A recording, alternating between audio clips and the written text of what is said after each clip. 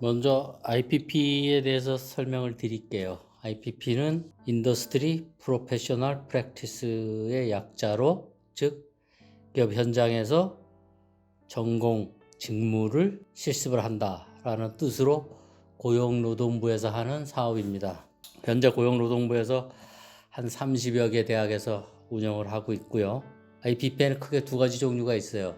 단순히 학기 중에 가서 실습을 하는, 우리가 흔히 학기제 인턴이라고 부르는 것하고, 취업을 전제로 하는 일학습 병행제, 두 가지로 나눠지고요.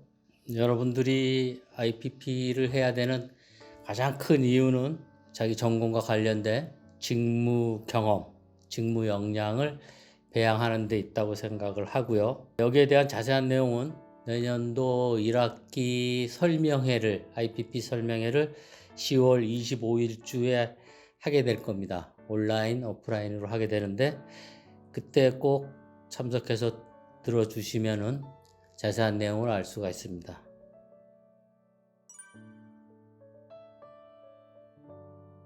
IPP가 현장 실습하고 다른 특징은 먼저 그 학점을 학교에서 인정해 준다는 겁니다. 6개월을 했을 경우 4개월에 해당되는 부분은 전공 선택 12학점, 나머지 2개월은 교양 6학점을 인정하는 부분이 있고요. 그리고 또 최저임금, 국가에서 정한 최저임금을 반드시 받을 수가 있고요. 그리고 또 다른 특징은 네 분의 교수님들이 계신데, 이분들이 다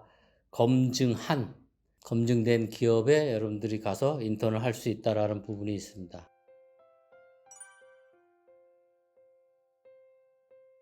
현재 저희가 IPP를 하고 있는 학생들을 분석해 보면은 약 80%가 4학년입니다.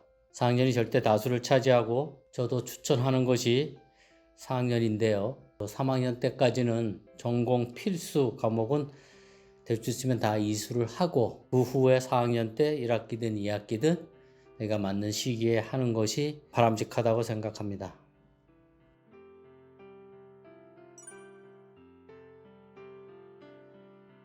또 여러분들이 그 IPP에 지원할 때 서류를 준비를 해야 되는데, 특별한 서류가 있는 건 아니고 학교에 그 공통된 양식이 있습니다. 그것을 쓸 때 항목마다 어려워가지고 다 못 채워서 고민하는 학생들이 있는데, 제가 여러분한테 드리고 싶은 팁은 자기가 희망하는 기업과 직무에 대한 스터디를 좀 하라는 겁니다. 회사와 직무에 대해서 공부를 하면은 각 항목에 대해서 자기가 쓸 수 있는 충분한 소재거리가 생기고, 또 하나는 전체적으로 그 자기소개서 쓸 때 자기소개서의 처음부터 끝까지가 하나의 그 자기만의 스토리를 만들어야 되는데, 그 스토리는 다름 아닌 내가 지원하는 이 직무에 내가 다른 학생보다 강점이 있다, 그러니까 이왕이면 나를 뽑아달라 라는 그런 스토리를 만들 수 있도록 좀 준비를 했으면 좋겠고요. 그리고 또 면접 볼 때 뭐 많이 물어보는데, 요즘은 그 면접에 특별한 복장이 없습니다. 가급적 단정한 느낌의 복장이면 되고, 이왕이면 뭐 정장이 있으면 입고 가면 더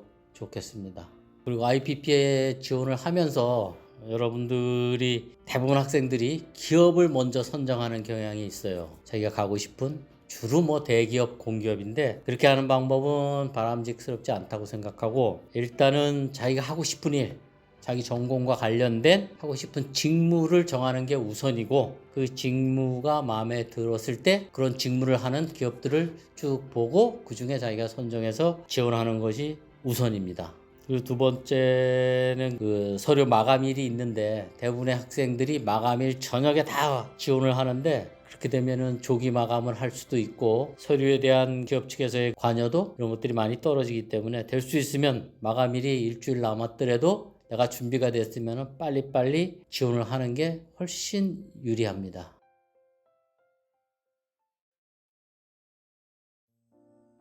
IPP 지원하는데 특별한 스펙을 요하지는 않습니다. 여러분들이 스펙이 없기 때문에 그 스펙 중에 하나를 만들려고 IPP를 하는 것이기 때문에 특별한 스펙은 없고요. 단지 요즘 이제 문과 쪽의 기업들을 보면은 많이 요구하는 그 스킬이, 첫 번째가 그 동영상을 좀 다룰 수 있는 그런 스킬이 있었으면 좋겠다. 예를 들어서 뭐 프리미어나 뭐 이런 것들을 다룰 수 있으면 좋겠다 라는 거고, 두 번째 또 하는 거는 SNS 활동을 좀 적극적으로 하는 학생들, 이런 학생들을 많이 찾고 있는 게 현실입니다. 물론 이과 쪽의 학생들은 자기 전공 능력이 가장 중요하겠고요.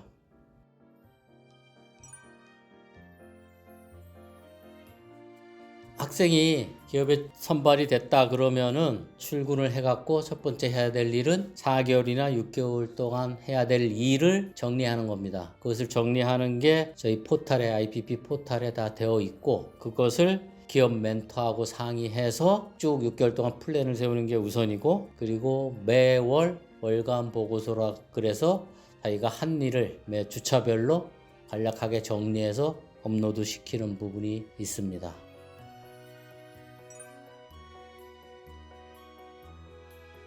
그리고 휴학 후 복학하는 학생들이 IPP를 할 수 있냐는 질문이 많은데, 휴학생은 복학하고 난 뒤에, 그러니까 내년을 예를 들면은 2022년 3월부터 6월까지 4개월 동안에 IPP를 할 수가 있습니다. 휴학 기간인 1, 2월은 휴학생 신분이기 때문에 IPP에 참여할 수가 없어요.